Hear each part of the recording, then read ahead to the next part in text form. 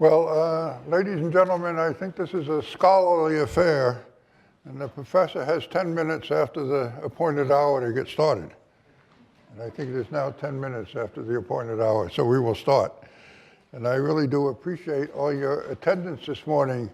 I know there's a lot of other things going on in the world of government and politics in Washington to absorb your attention. It's hard to get attention for anything in the midst of Trump mania. But you wouldn't be here if you were not case-hardened old-timers, old Washington hands that may be interested in the nuts and bolts of effective government. So even if we put aside what's been going on in San Bernardino and all the scares and concerns about government, I don't think I need to repeat to the people in this room all the evidence from surveys, from scholarship, from the everyday press, that confidence in our own federal government is at a low point. One symptom is a really raucous debate about what the government's doing or should be doing in this early stages of this presidential campaign. And I'm not going to deal with those issues, but I don't think I've ever felt, I've been around for a few decades, so much unhappiness with the way our government works. The debate obviously should raise questions about some basic assumptions as to what policy should we be following. It's unusual for some really basic assumptions about what our country and our Constitution stand for are at issue.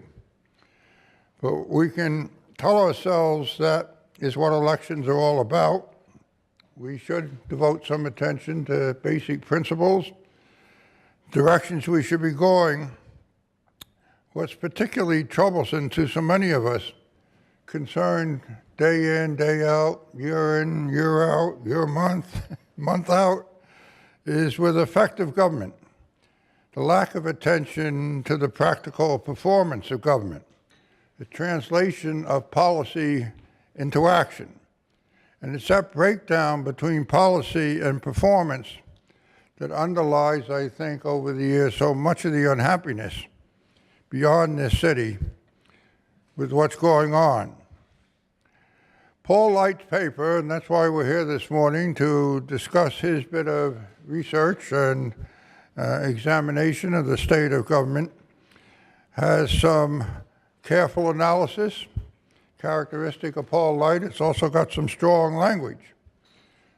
But it demonstrates, and I think dramatizes properly, the need for attention to effective management, to efficient execution, what the policies should be and how those policies should be effectuated regardless of the size of the government. We can say that's pretty dull. It's nuts and bolts, it's not dramatic, it's not visionary. We'd rather write papers and engage in debate about what we should do about foreign policy, the fiscal deficit, regulatory policy, inequality in income, whatever. Effective government isn't exactly our model, at least traditional government. Silicon Valley is our model and gets our attention more than the day-to-day deliberations of the government. But Thomas Edison said it all a century ago in just 5 words. I love to quote this: vision without execution is hallucination. So when I turn on the TV and see so much talk about vision, I wonder where the execution is. Isn't it about time we refocused on good government? And whatever the precise direction of policies are, they need to be administered. To me, attention to the need for honest, effective government would be a really constructive element in the presidential debates, but you know better than I that it is absent. Why don't we ask those candidates, what would you do about the Defense Department that spends $400 or $500 billion a year and outsources everything, and do we know enough about following those contractors so that we're sure we're getting the value we're spending? What about the Veterans Administration at the other end of the scale? Does that have the professional management skills and authority to run the place efficiently? Does the law permit enough flexibility for those managers to reallocate resources in a timely and effective way? What about the financial regulatory structure, which is something I sometimes think I knew something about? It's been developed over a century in a bank-oriented financial system. The financial system is very different. The regulatory structure is not very different. It obviously has overlaps, vacancies, absences from what's going on, but does anybody really want to pay any attention to it? I don't think about it. Nobody wants to think about it. Is the government getting its fair share of the old cry of the best and the brightest? It's hard to say so when even young people that want to get in the government have to wait 6 months before they find a way to move from job acceptance to job performance. Well, what do we do? Forget about it, everybody tells you. Forget about it, Paul. Nobody's really interested in that stuff. The lobbyists and the Congress like it the way it is. But I'd like to think that for the people in this room, that is not an adequate answer, sufficient answer. So I am delighted that so many of you come and listen to this particular subject. And maybe over time, collectively, we can do something about it. Now, we are fortunate in, I think, joined in this effort by the American Political Science Association with Stephen Smith here representing that association, and they have sponsored the work of Paul Light. They actually gave Paul Light a prize, if I'm, is that true, Paul? You got a prize from this organization? Paul's been after this for decades, so I think he deserves the prize for a lot of reasons. But Stephen, why don't you come up here and explain why he could possibly be deserving of such an honor?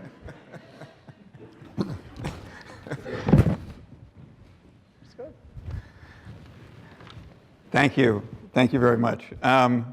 Well, I am very pleased to be able to introduce Paul Light, the Paulette Goddard Professor of Public Service at New York University's Wagner School of Public Service.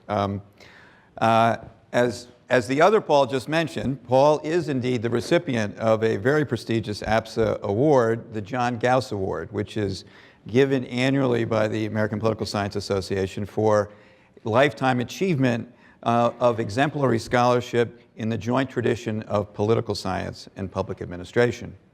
And he indeed gave a lecture. This award comes with a lecture, and he gave a lecture at the annual meeting of the American Political Science Association in San Francisco in September. In addition to this prestigious Gaus Award, Paul is the author of over 25 books, including works on social entrepreneurship, the nonprofit sector, the federal government, public service. And before joining NYU, Paul was at the Brookings Institution and as a founding director of its Center for Public Service and director of its Governmental Studies program. He has served previously as director of the Public Policy Program at the Pew Charitable Trust and was also a professor of public affairs at the University of Minnesota's Humphrey Institute of Public Affairs. His research today, which he's going to talk about, which is adapted from his Gaus Award lecture, documents the crisis in federal agencies. Paul's scholarship brings very careful and incisive perspective to this very serious issue, and with the Volcker Alliance, proposes some solutions. So with that, I introduce Paul. Thanks, Steve.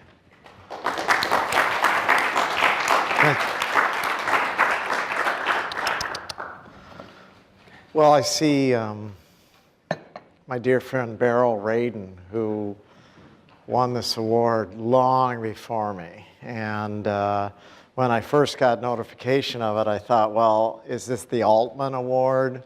And does this signify some foreboding future? And I look at Beryl and I say, absolutely not. Beryl's very active, so I hope to follow in your footsteps, okay? So I wanted to start out and just give you some background. I'm not going to talk for a long time here, but I should get my little sheet. My friend Peggy Keegan was reminding me that some of this work starts with what I did when I was a kid. My dad was an auto parts guy. He sold auto parts. And I can tune a 1957 Chevy. So if you've got one, I can do it. I can't do anything for your new cars because they're all loaded with computer chips, and what do I know about that? But my dominant metaphor for government is, hey, it's time for an overhaul. President Obama promised us an overhaul in 2011 in the State of the Union. You know, we had that salmon story. You know, one salmon flows this way and is regulated by that. And he talked about a government for the 21st century that was more competent and efficient, arguably the least inspiring description of a reform agenda that I've heard in a long time. But he never followed through. And, you know, we kind of tinker at the edges of government reform. And we do talk about, well, let's hire federal employees faster. It shouldn't take 6 months. And you know, 120 days or 180 days, and I've got lots of friends who work on this issue. Let's reduce it to 90 days. And one of my friends works on it, and I'm like, well, if you reduce it to 90 days, that just shortens the amount of time before you go to hell. Because once you get in, the quit rates, as Joe knows, is very high within the first 5 years. So people come in and they're turning over very rapidly because they don't see opportunities for advancement. We don't do exit interviews of our employees who leave. That's crazy. So we don't really know why they're leaving, but we're guessing that it's because they don't see much room and they don't see many people like them. The head of the IRS on John Oliver's Last Week Tonight was shown saying that of the 80,000 employees at the Internal Revenue Service, less than 800, was it? Certainly less than 1,000 were 25 years old or younger. And we can see in new data coming out based on personnel records dating back to 1988 that the average age of the federal employee is now about 48. Average grade has gone up, and there's this huge missing component at the bottom of government, and that's filled by contractors now, and we're going to do some research on the estimated number of contracts that we'll bring out from the Volcker Alliance sometime in February, maybe late March. And it's going to show what we all know, which is that the number of contractors is quite large. And the contract community will say, well, that can't be true. And I'll say, well, what are your numbers? And they'll say, we don't have any, but it still can't be true.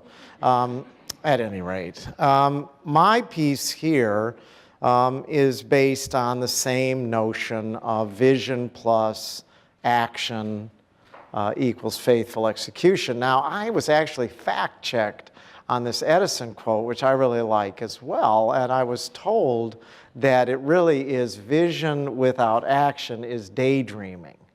That traces back to a Japanese proverb 2,000-3,000 years, and that Edison amended it to be more elegant. I want to say a couple of things and then give you one brief update. People complain, especially my dean, I don't know why, that I'm fixated on failure, and that is not true. I wrote a really good book funded by my friend, right, at the Ford Foundation at the time, Michael Lipsky. I believe you were the one who planted the idea in my mind that we should do something on government achievement. Wasn't that you? I'm really glad to hear that. And, you know, it's a book about how government achieves all these wonderful things and has these endeavors that are terrific. And the American public in the latest Pew Research Center report says we ought to be doing all of these things.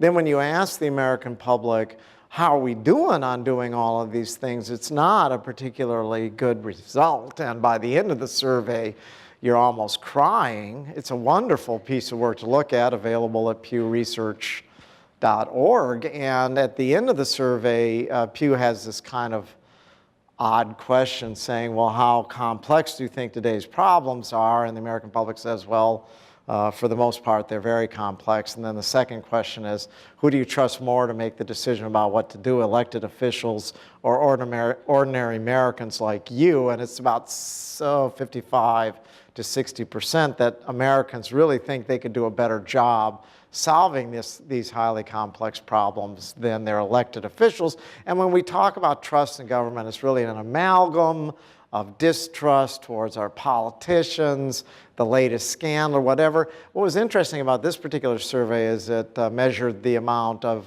confidence in federal agencies, and they generally do pretty well, but the Veterans Administration has plunged. And we kind of know why. So the effect of government mistakes, at least in that particular case, the waiting lists in Phoenix, secret waiting lists in Phoenix, had an effect on how public rate the Veterans Administration. Now, whether they'll rate EPA less favorably because it had sort of advanced notification of the Volkswagen cheating, but really wasn't able to put it all together, kind of a failure to connect the dots. And I went to graduate school at Michigan and used to drive by that testing facility that they closed because they didn't think they had much need for it.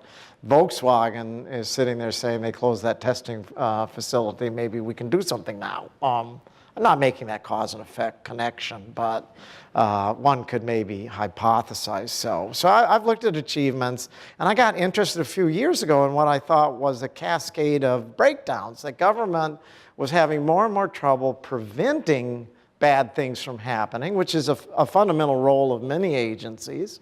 We're supposed to prevent things like 9/11. We're supposed to prevent things like Vioxx.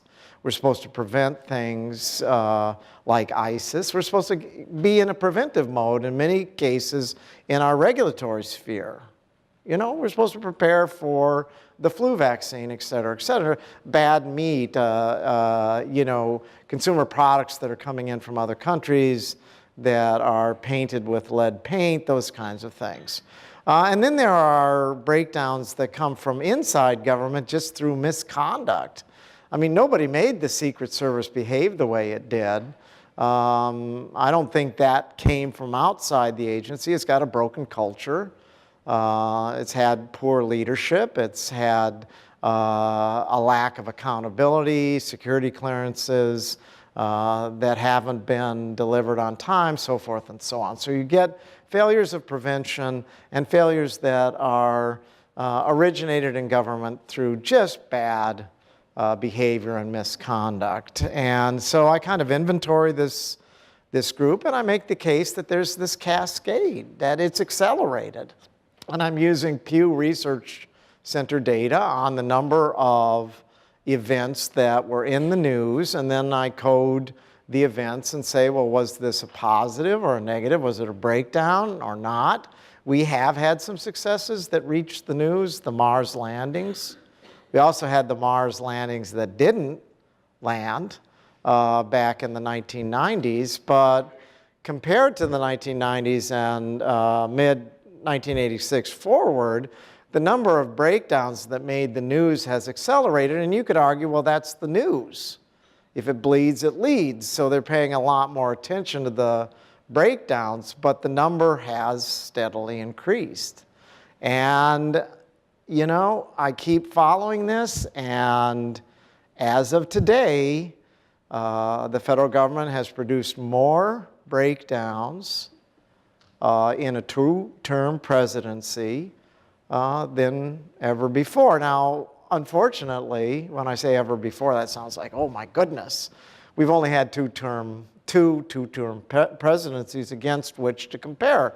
But we've got now under President Obama, I mean, the federal government's doing this work, and sometimes the president is involved, and sometimes the president doesn't know a thing. Sometimes the president should have known but didn't know. Sometimes the president just doesn't know.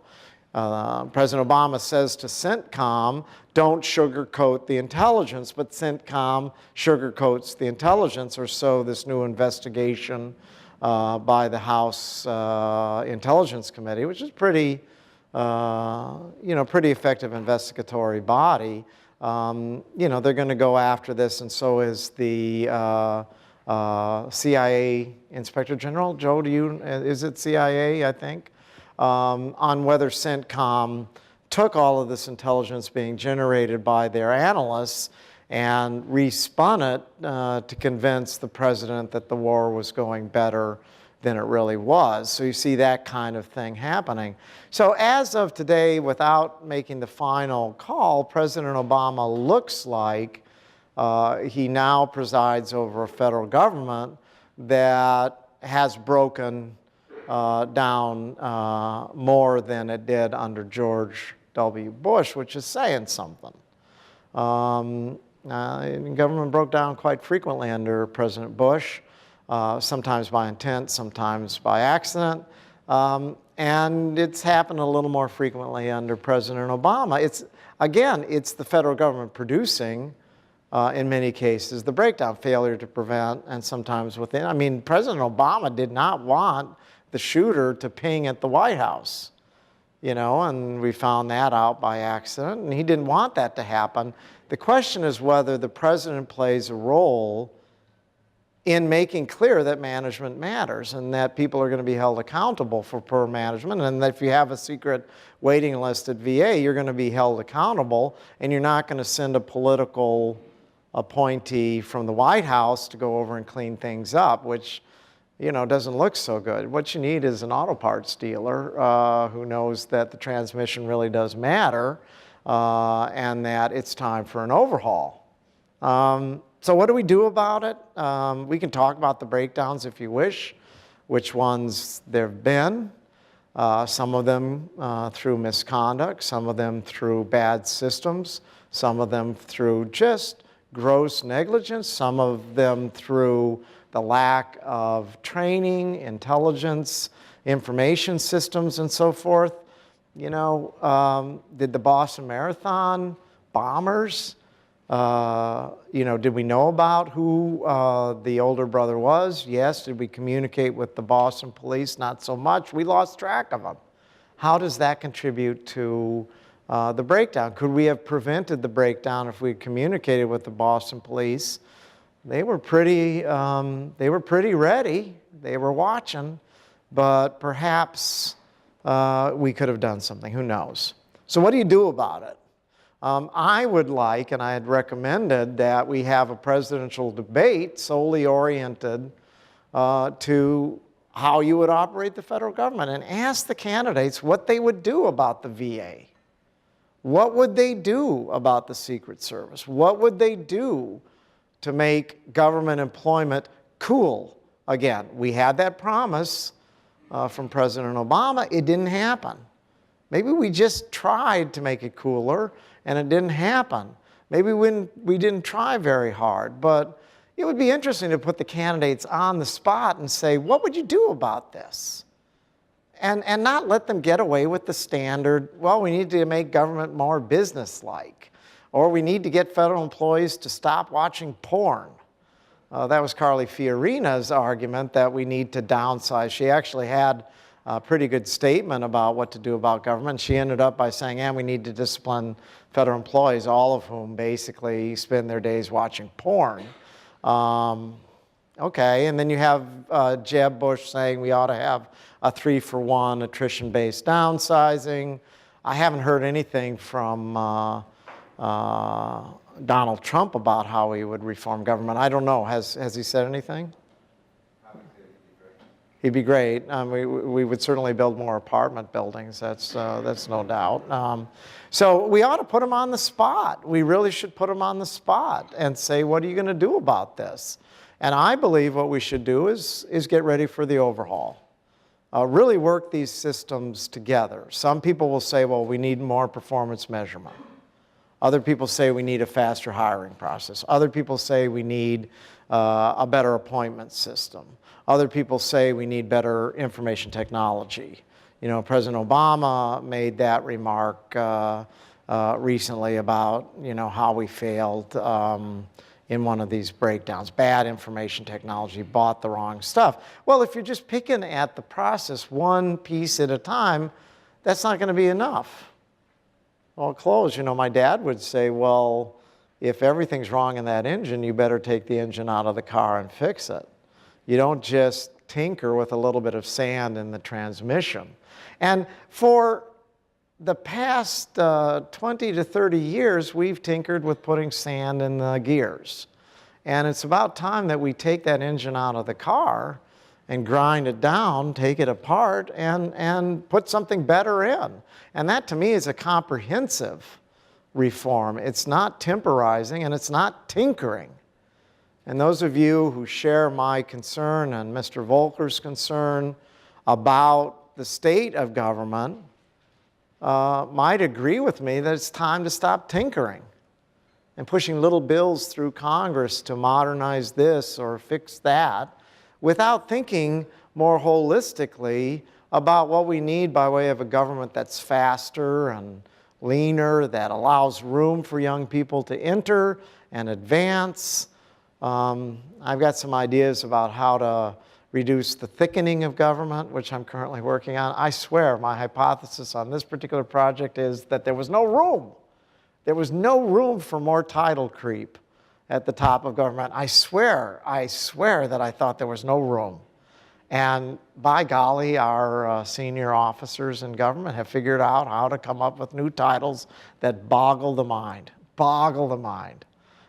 Deputy Assistant Associate Deputy Undersecretaries of whatever. You know what I'm talking about. Wait until you see some of these.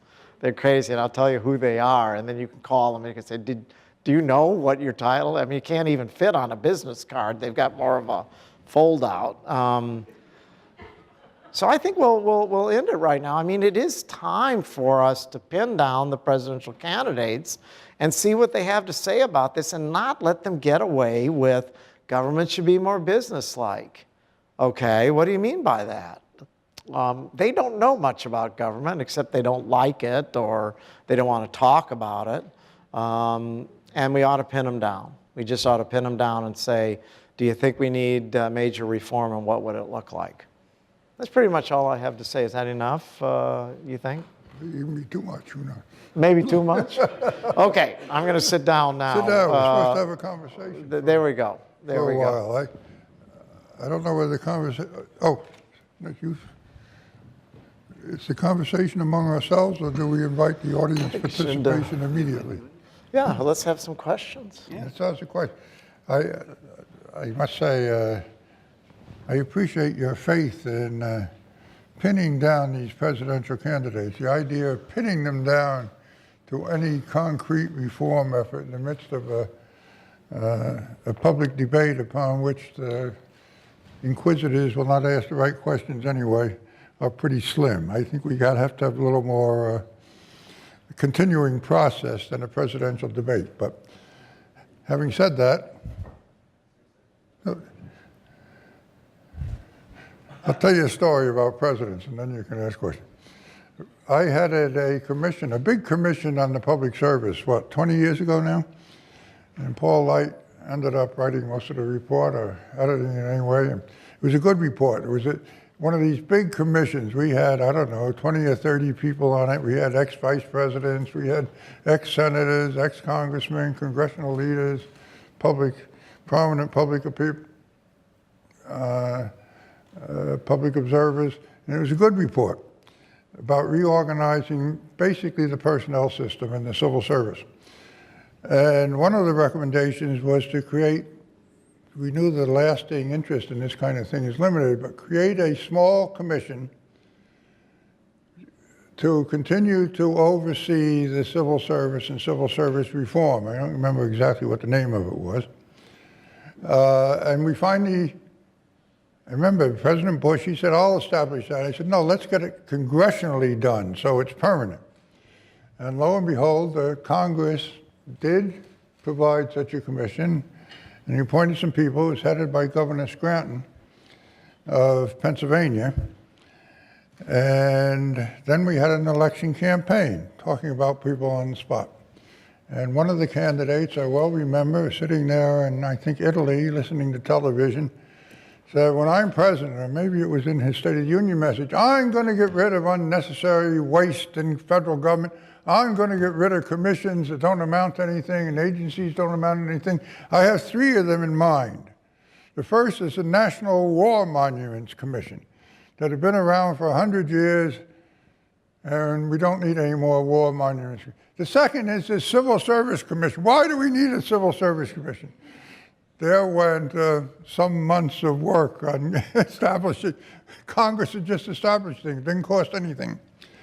But that is the kind of reaction you get from in the midst of election campaigns and presidential debates. I just make 2 points in this area. Today, ever since the Hoover Commission, and after World War II, presidents had reorganization authority, and slightly different over the years, but basically the idea was the president can propose reorganization to an up and down vote in Congress. And we had some reorganization, including at one point, we used to have the Bureau of the Budget. Bureau of the Budget was God back when I was in government. Then it became, since it was God, we're going to strengthen it. We'll make it the Office of Management and Budget. We'll put the spotlight on management, the way Paul's talking about. Well, it's still called OMB. But how many people are on the management side of OMB? They're hard to find. You look for them in 2 or 3 offices, maybe, if you look hard enough. But the management thing is gone. Presidential authority for reorganization is gone. And I think it's going to be very hard to get any real reorganization of the federal government without some kind of authority that doesn't depend upon a detailed congressional vote on all the particulars with all the particular lobbying and cross currents that exist then. Look at the federal regulatory system that I mentioned earlier. I can't find anybody that's in that system, in the Federal Reserve, in the Treasury, in the OCC, wherever they are, the FDIC. Is this a good regulatory system? Are you happy with it? No, I can't find anybody. Just read Geithner's book, read Paulson's book, read Bernanke's book. They're all very critical of the organization. It needs review. The markets have changed. The system has changed. What are the chances of getting something done? I can't find any real interest in the Congress, in the executive. Every agency thinks it's a terrible system, but they don't want to run any chance that their particular agency will be changed. The bankers all say it's a terrible system, but they all have their favorite agency or whatever that they don't want to see changed. And as a result, nothing happens for a system that visibly is broken. End of my harangue. You want to take some questions? Go ahead. Sure. Charlie? Yes. Hi, I'm Charlie Clark with Government Executive. I was wondering if you have approached or plan to approach the campaigns or the debate planners with these proposals.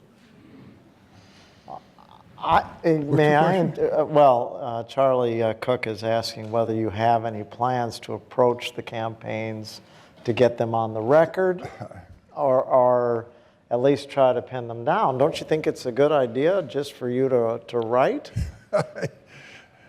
Frankly, when I read the morning newspaper and look at television, I don't think they got time for this kind of thing or interest in this kind of thing at this point.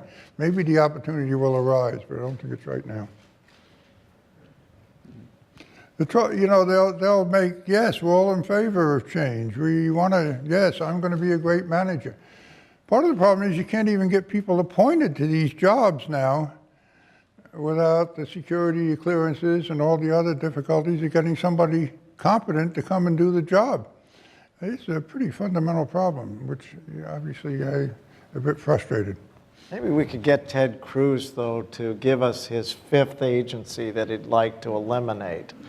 Do you think that's possible? Just kidding. You all remember that, right?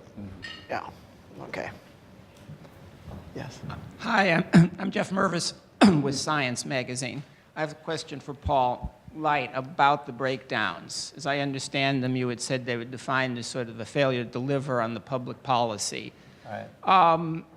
And a two-part question. One, two topics that I think are the public cares a lot about but aren't on the list are climate change and reform of public education, specifically the No Child Left Behind.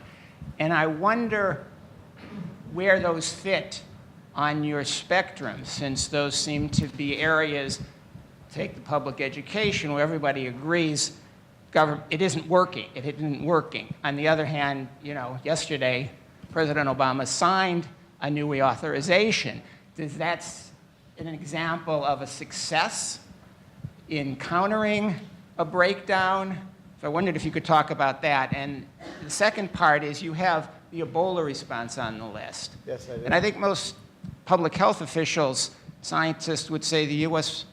response in many ways was, even if it was delayed, ultimately it was successful in dealing with Ebola threat in the United States. That's separate from the rest of the world. But again, could you talk about then what those criteria are, how you're identifying that breakdown and delivering on public policy? Because in those three areas. Okay, the two that you talk about, No Child Left Behind, and what was the second one? Climate change. Those would fall under the issue of, has government had a significant endeavor and how did it do?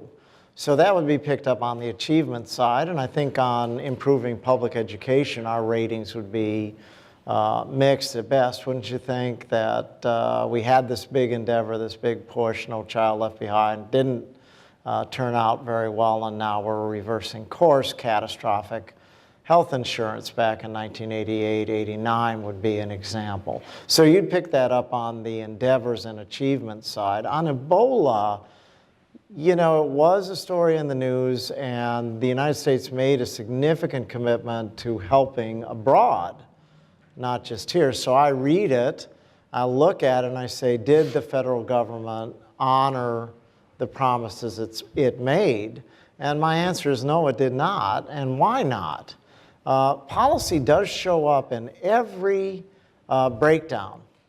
Bad policy, weak policy, policy that couldn't have been implemented, things like that. So healthcare.gov is a good example from the science community. Why did that happen? When it did happen, President Obama said, well, we've got to do a better job on IT acquisitions. But my conversations with health policy people were that they did not expect to need a healthcare.gov because they assumed, this is just what I was told, that there would be no need for a healthcare.gov because all states would have exchanges, which seems to me to be a pretty naive assumption. So the policy itself was difficult to implement.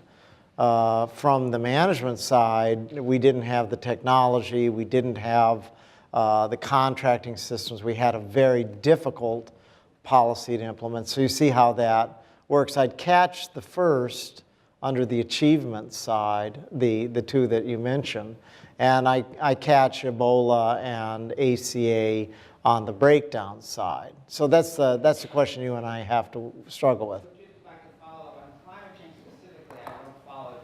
You said you classify that as an achievement, the I'd lack put- of policy or public attitudes towards it. What exactly is I'd the put it, achievement? let's say we take these two different methods where you're saying, what did government try to do and how would you rate its success, and then where did government break down? And they're two different methodologies. I think the reaction on climate change would be, how much did we try to do? Was it difficult? And important, and I'd say in both the important and difficult side, it scores highly, but in terms of its success, I think we're still waiting, wouldn't you?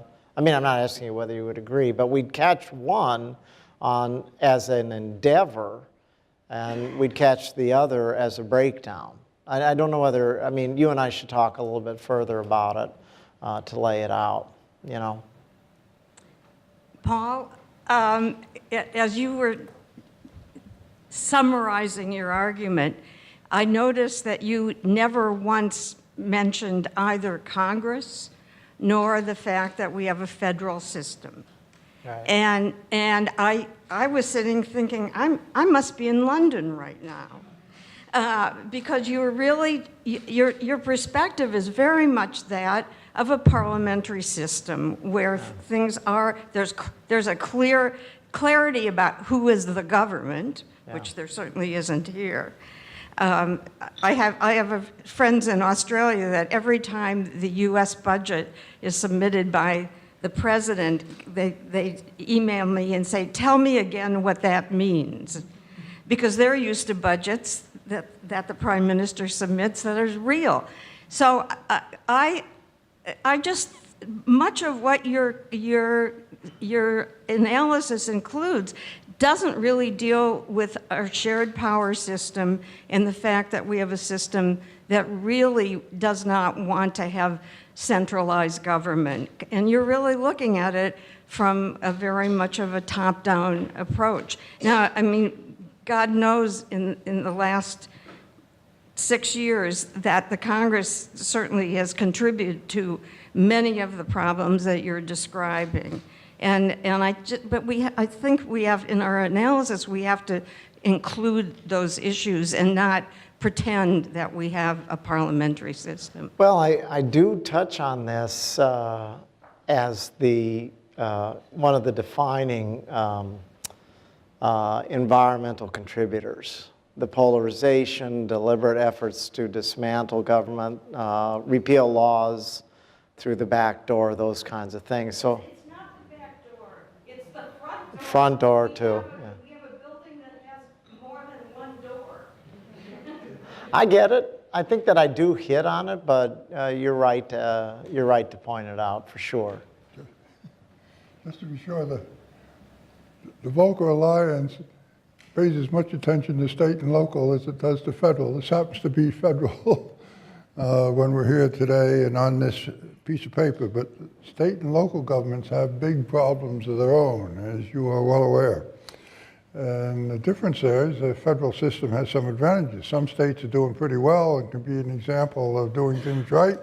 Other states are in big trouble. Sometimes a particular state moves from one category to the other, but we do have a federal system which has advantages and some disadvantages, but it's there, and I think we like it that way, but it needs a lot of attention too. Yeah, Joe Davidson with the Washington Post. I have a couple of quick points that I'd like you to comment on.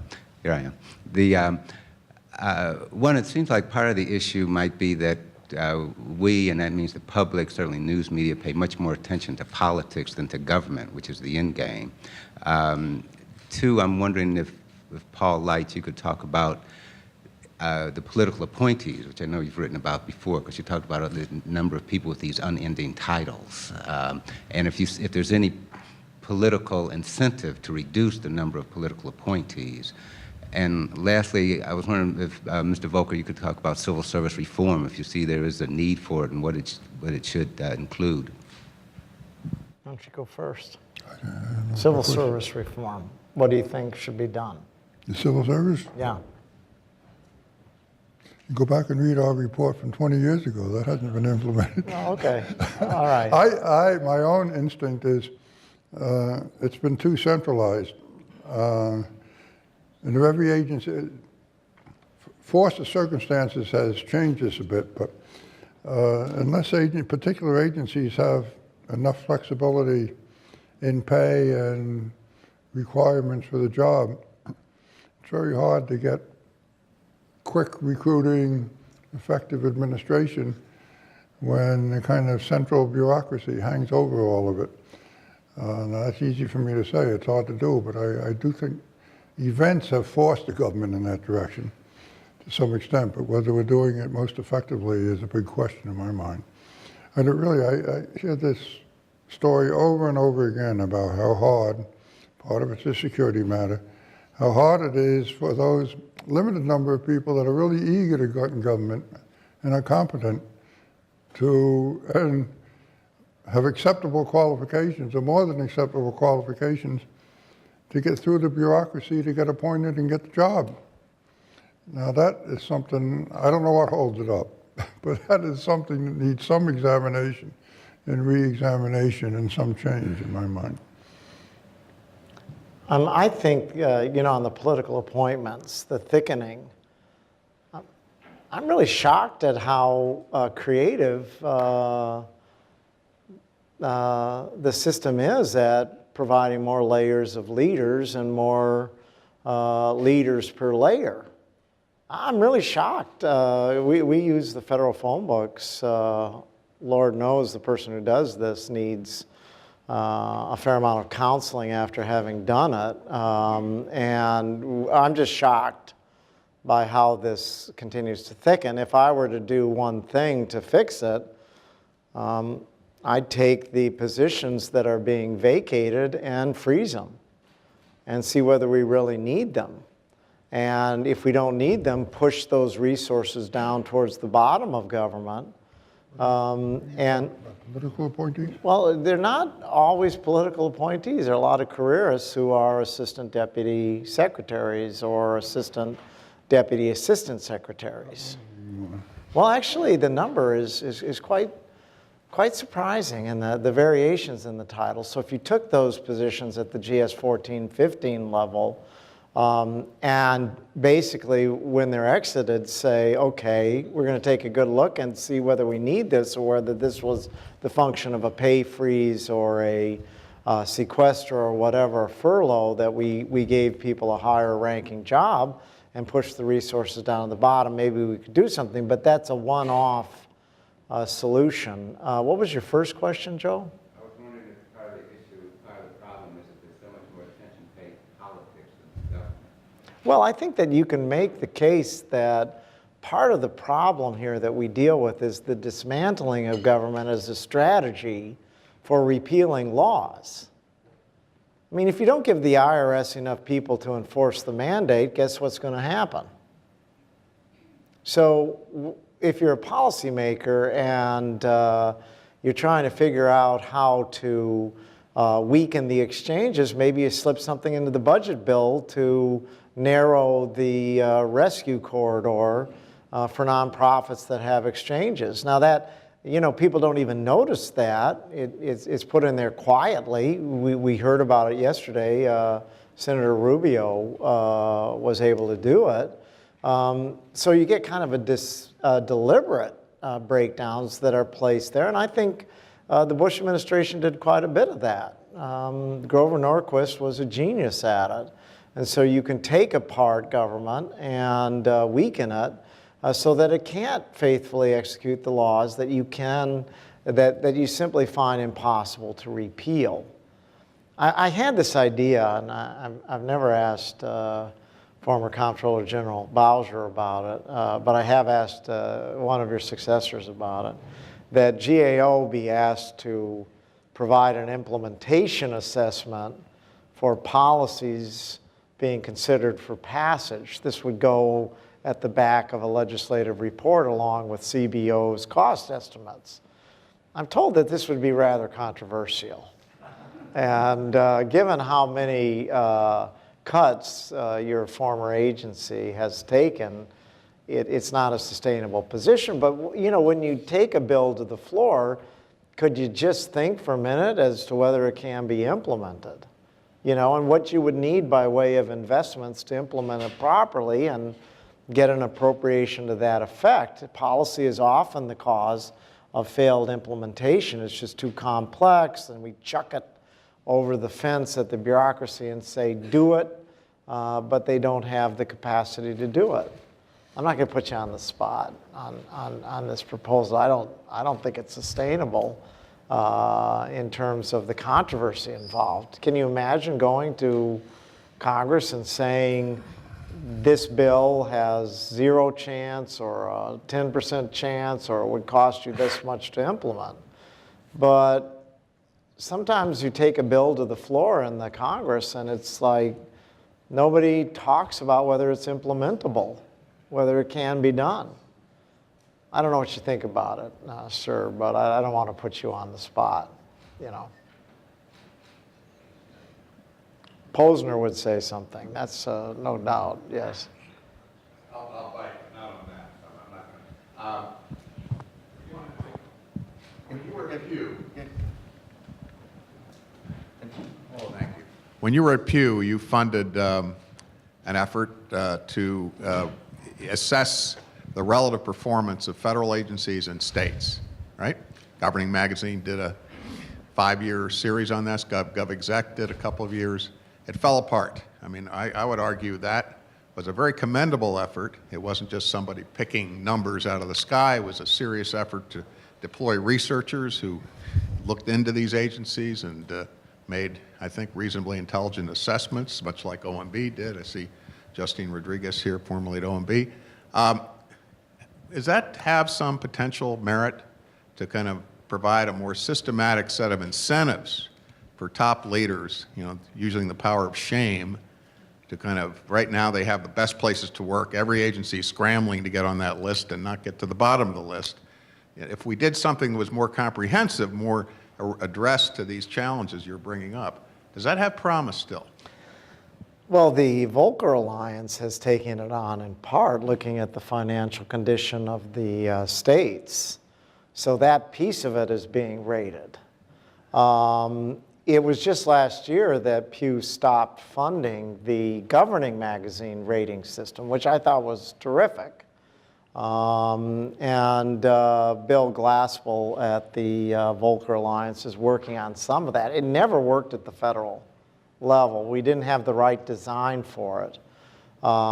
It does have an impact. DHS sits at the bottom of the best place to work list and has been there for 4 years. If you had to put betting money on which agency is most likely to have another breakdown within the next year, I'd put my betting money on DHS. It's just a mess. I think the merger has failed and we ought to revisit it, but hey, that's just my view of it. I don't know how you do it, Paul, for the federal government to make it stick. Government Executive Magazine did a great job on it, but there wasn't this comparison across agencies. They drilled deep into a specific agency each year, but you didn't get this kind of comparison across, let's say, the 15 largest agencies or the 15 most important and rate them all the way up and down. So it didn't quite work, and the Pew Charitable Trust decided not to continue with it. They stuck with the state and local for 17 years, as I said, and only recently gave up on it, saying, well, it worked, and things got better. I think that it's still worth doing, and governors did pay attention to it. Governors were like, oh, I don't want to be D+. I'd rather be a C-. You know, so, I mean, I think it has salutary impacts. Now, if you can come up with something for the federal level, the question is who will fund it. You know, Pew is no longer a grant-making institution, so it's not going to be them. But I think it's well worth doing. You'd pay attention to it, right? Yeah, and you know the rating systems and so forth. So they don't look so good. I mean, you load them up with questions that, do you know the mission of your agency? Yes. And do you think it's the right mission? I don't think we asked that question, did we? I don't know. It's worth doing for sure. Yes. My name is Michael Measy. Most of us were amused at the idea of devoting a presidential debate to government management. And of course, Paul, in your comments, you lay a lot at the president's door in terms of the failures over the last 8 years.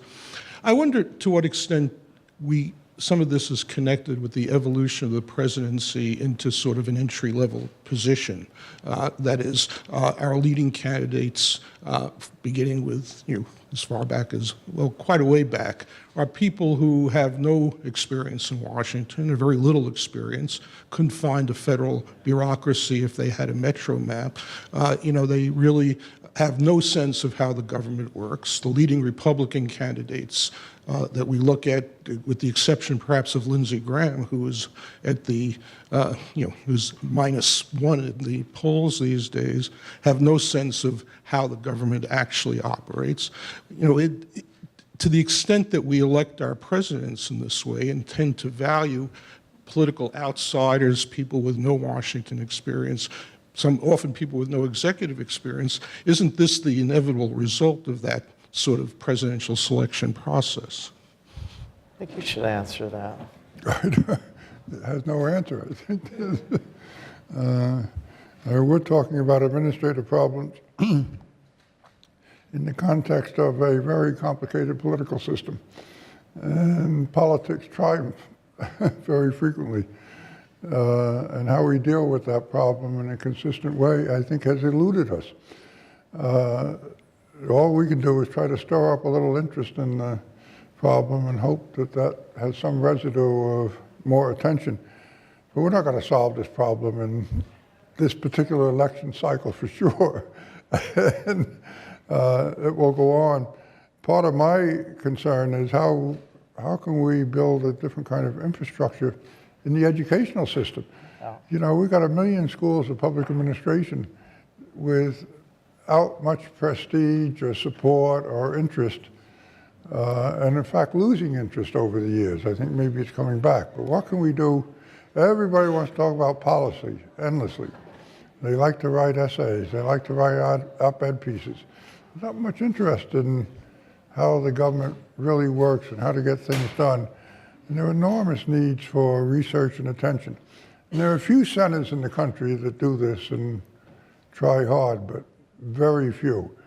One of our objectives is to try to lend some support to schools of public policy or public administration and make the point over and over again that you can't have effective policies without effective administration. The Ford Foundation, before you got there, made these huge investments in creating the public policy schools. Berkeley, Goldman at Berkeley, Michigan. They gave money to Harvard and so forth. MDRC, Urban, and so forth. And so at that point in time, in the early 70s, the public policy was the weak side of the educational process for preparing people to govern and make these decisions. Now it's the public administration side, and the two have split. So you're going to find public policy schools over here at many universities, but no public management. And you're going to find public management administration schools over here with less public policy. And so we're creating these different sets of students, one that knows how to make high policy and do the analysis, policy analysis to justify it, the other that knows something about managing it, but never the twain shall meet. And how do you get a policymaker to say, ooh, I should think for a minute about whether this is doable? But we've got this split, and it'd be really interesting, Michael, to say, well, how do you, I don't know how you do it, because I see the comprehensive schools that do both right now splitting. You know, they're coming apart a little bit. Steve, you could answer. Just a follow-up question. Last month I went to the annual research meeting of the public policy schools, and the theme of the meeting was the golden era of evidence-based decision-making. And I guess, and I've been to some other recent conferences on evidence-based decision-making, and I guess I'd be interested in your thoughts about given that there's so much attention now to performance management, evidence-based decision-making, many federal agencies now have executive level officials who are responsible for implementing evidence-based policies, whether there's any potential for improving government given the widespread attention to performance management and evidence-based decision-making. It is one of our objectives on the objective list. We're not actively pursuing at the moment, but the former head of the Alliance is a bug on this subject, and you can be sure that we will not leave it alone over time. Mm-hmm. And whether it's as promising as she and others think, we'll see. It needs a lot of work. It's one area where research is clearly needed. and it's not getting the amount of research that it should be getting. The issue on that one to me is, let's say you come up with the evidence. Let's say you do your randomized controlled trials, like the Institute for Poverty Action, and you discover that deworming is the answer to school attendance. Now, that's been attacked recently as, you know, that deworming doesn't really improve, whatever. So you come up with this answer, it's a high policy answer, that the evidence says if you do X, you'll get Y. But the missing variable in there is if you do X well, you'll get Y. So if you start pumping water and the wells don't work, and we now know that between 30 and 50% of wells that we dig break within the first year, year and a half, you've got a failure of implementation. So you've got, again, the policy analysis people working on high-end policy analysis developed through very sophisticated methods that are very convincing, and they're right. There are certain things that work really well, but they only work well if you implement. Now we know sanitation's an issue in India. Bill Gates comes up with the perfect toilet, but it can't be installed. So you get that disconnect between the policy designers and the policy implementers. And the evidence tells you what to do, but you can't do it unless you have the implementation capacity. For example, the Global Health Corps. I mean, we talk about Ebola. There was a tremendous example there about the evisceration of the Global Health Corps as it existed in that corner of Africa. And of course, we lost people right away who were part of it.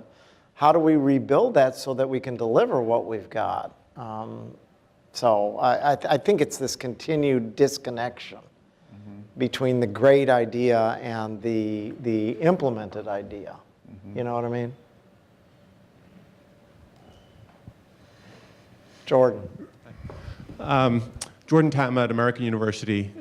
Paul Light, I was wondering if you could speak a bit about whether you think the increase in breakdowns might be tied to the increased centralization of policymaking in the White House, in the sense that we have more policy decisions being made by White House staff, and I would think White House staff generally would be less concerned with implementation and management than agency leaders. So in a world where the cabinet secretaries are making more decisions, you might see better implementation than in a world where White House staff are making more decisions. Do you think that's part of what might be going on here? Yes. This is Jordan Tatma, who's really done some of the most important work on, how commissions and so forth work in the international sphere. I've stolen a lot from it. I did give you footnotes, but they were buried. So I don't know. I mean, the White House and OMB have no capacity now and no interest really in these kinds of issues. And I don't know that cabinet secretaries have much interest in it. There is an assumption, and I understand what Barrow's saying about the many doors and so forth. There is an assumption that if you just give it to the bureaucrats, they'll do it. And the policymakers, some of them do come in with expertise in management, but is it possible? Somebody at your newspaper asked me during the VA, Shinseki keeps saying, General Shinseki keeps saying that he didn't know. How's that possible? I said, he couldn't have known. He's 35 layers and the people were lying. That's a hard thing to find out from the top. So the policymakers, again, are executing or making decisions and say, do it.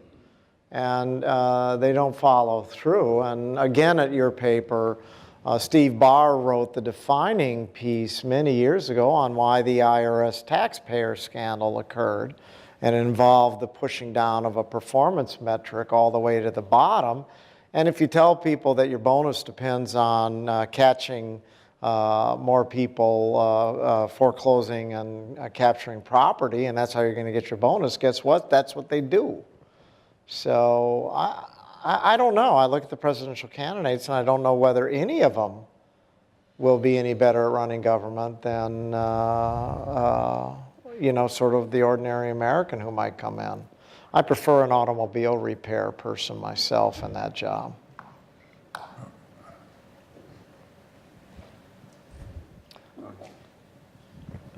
Paul, this is Michael over here.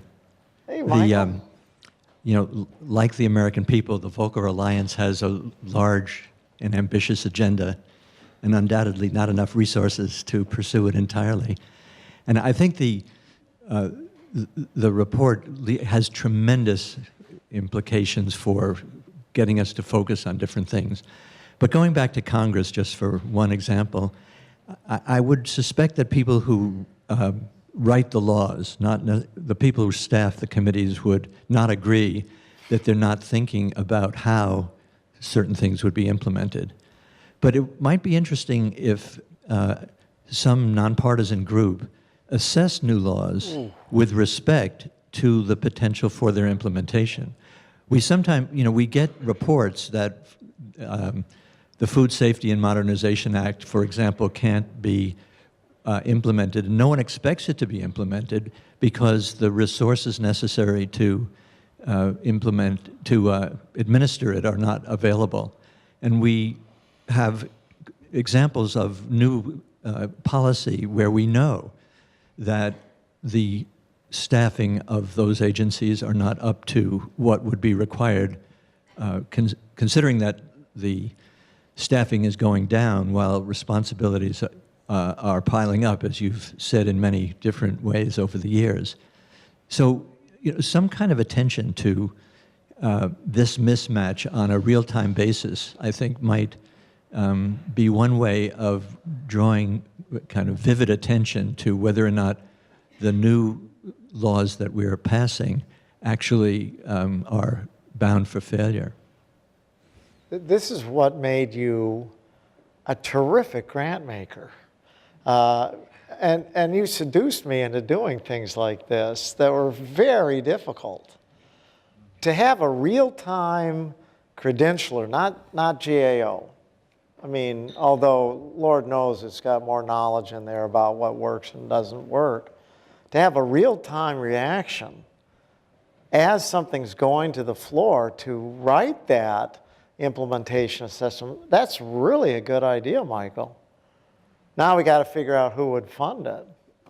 But if you could take major legislation that's chugging down the pipe that might get passed, and luckily, Sarah, you would say that there's not too many that you have to worry about. So maybe you have like 20 or 30 bills, but that's a great idea if it were in real time. And you could give a grade, assign a number to the implementation costs, and say, hey, this thing has a 10% chance of successful implementation. That's a great idea. Can we raise the money for it? Well, maybe you and I should talk about it, and maybe we should. I don't think you'd have to do it on every bill to start with. I think illustrating what the problem is on a selective basis might be just as powerful as the bigger idea of doing it on a regular basis with everyone. Yeah. It's a good idea. Hi, Martha Kumar. And my question is, looking at it from a president's point of view of management, when he comes in, what he wants to do is satisfy his constituents. And what's in it for him? That if he does put out management proposals, his constituents really don't care about it. It's not something that, that is going to move them. So in a way, his incentives are all negative ones, that you pay attention to management because you don't want screw-ups, because that is going to get back to your constituents. So that is one of the problems coming in, that they have the greatest chance of getting reform at the beginning when there's goodwill, but they have the least experience and understanding of what good management brings. That as I was saying, it's just, it's negatives, incentives. And by the time he does get a sense of the need for good management, it's the second term, and he doesn't have political muscle left to get things through. You want to take that? No, I agree with most of what you're saying. I don't think there's anything. I tell you, I tell you, Hillary Clinton's dilemma right now is that she has minority support from people who believe that government's working well enough and doesn't need much reform, but should do important things. That's the old reinventing crowd. Not too much reform, should do important stuff. It's the Republican candidate who has a huge base of supporters who say government needs very serious reform and should throttle back on what it's doing. So Hillary Clinton, in order to win, if that's the issue, and if you look at the Pew study, it's very clear that Americans have concluded that our government needs very significant reform. Now, whether that's going to be a turn issue, a deciding issue, I don't know, but Clinton has to come up with something more than just, a new agenda of policy reform. There are a lot of Democrats who are saying it's time to fix the government. We think it's broken. So that may be a serious challenge for her to pick up enough people who want the serious reform without losing the old-time Democrats who are happy with reinventing. It's easy to support reinventing government when the economy is booming and everything's fine. It's a lot more difficult to say, hey, just do some tinkering. A lot of Americans right now are hungry for very serious reform. And the problem is we don't know what they mean. Yeah. For reform, but they don't want to lose anything they have. Yeah, that's absolutely true, but they're linking the lack of reform to, when you look at what they want from government, it's huge. When they say how government's delivering, it's pretty sobering. So, and that's why they say ordinary people can do a better job than elected officials at fixing these problems. That's how bad it is. So if Clinton were to come forward and say at some point, not now, perhaps, that she will be the one to undertake major reform of government to make it work better, that may be her best defense against a candidate who's kind of promising, I don't know, to build a wall in Mexico. That kind of thing, you know what I mean? So it's going to be a real challenge for her. It's going to be much more of a challenge than I think people have acknowledged. And you can see that in the Pew survey pretty clearly. You want to take the last question, would you? Have we got a last question, or are people exhausted? Yes. There's a last. One of the factors often associated with bureaucracy and not getting the job done is size.